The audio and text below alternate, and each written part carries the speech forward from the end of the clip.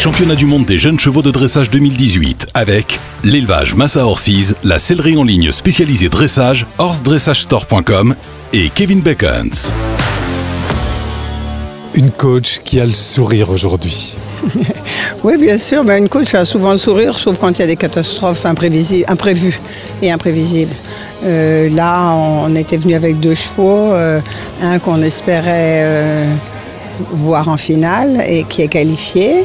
Un autre pour qui c'était une expérience un petit peu différente, parce que la jument de Camille, c'est une jument pour laquelle on a beaucoup d'espoir pour la suite, parce qu'elle a beaucoup d'aptitudes au rassemblé. Elle n'est pas tout à fait dans le modèle des jeunes chevaux, mais ils ont tous les deux très bien rempli leur contrat, ils ont bien monté tous les deux. Ça donne l'occasion aux chevaux d'avoir des expériences qu'ils n'ont évidemment pas à cet âge-là. Et voilà, qui les marque pour toute la vie. Et en l'occurrence, ça les marquera de façon positive, puisqu'ils ont été tous les deux cool, tranquilles. Même, enfin voilà, ils ont fait ce pourquoi on les avait amenés et on est content. Alors ici à Ermelo, évidemment, on vient pour l'expérience, comme vous l'avez dit, mais on vient aussi pour se jauger par rapport au niveau du dressage international. Est-ce que ça aussi c'est important pour vous? Oui, bien sûr, c'est important. Bon, ce qu'il y a, c'est qu'on est quand même... moi, j'ai beaucoup jugé ces épreuves, ces championnats du monde jeunes chevaux, que ce soit à Verdun ou ici. Donc, on sait à quoi s'attendre, bien que chaque année est différente, puisque, de fait, les chevaux, avec les classes d'âge qui tournent, on ne sait jamais très bien qui il va y avoir. Mais on sait qu'il y a des chevaux extraordinaires, qu'il y a des étalons qui vont devenir les grands étalons de reproduction, qu'il y a des très grands cavaliers. Donc, il n'y a pas tellement de surprises. Mais par contre, en tant que cavalier, je pense que pour Camille et Corentin, oui, ce sont des vraies expériences. Ils sont pour l'instant pas tellement versés dans les jeunes chevaux, ni l'un ni l'autre. Il se trouve qu'on en a pas mal à la maison et ma foi, si on est qualifié, pourquoi pas y aller, quoi. C'est vraiment un plus. On sait avant quelles sont les qualités et peut-être les faiblesses de cheval.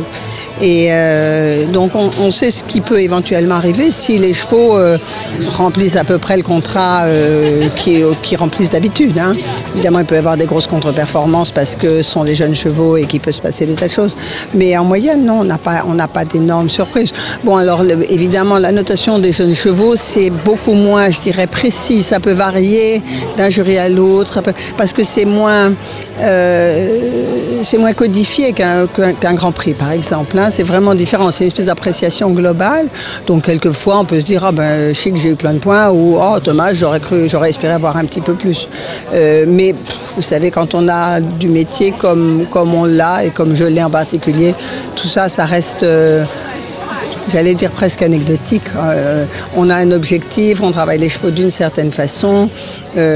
Les épreuves où on a les points qu'on pensait avoir, tant mieux. Celles où on a plus, tant mieux aussi. Celles où on a moins, tant pis. Voilà. Votre vision du dressage, là, comment il évolue aujourd'hui?